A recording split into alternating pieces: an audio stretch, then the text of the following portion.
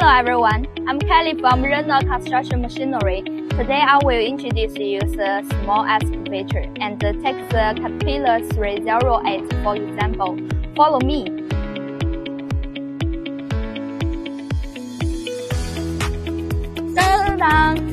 This is the Caterpillar 308. As you can see, the small excavator are designed with the compact dimension.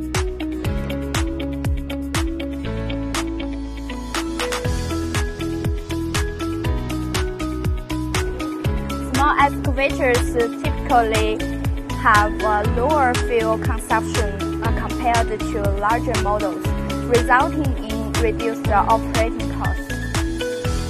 It also features with a comfortable cab with adjustable seats, joysticks, and controls to ensure operator comfortable.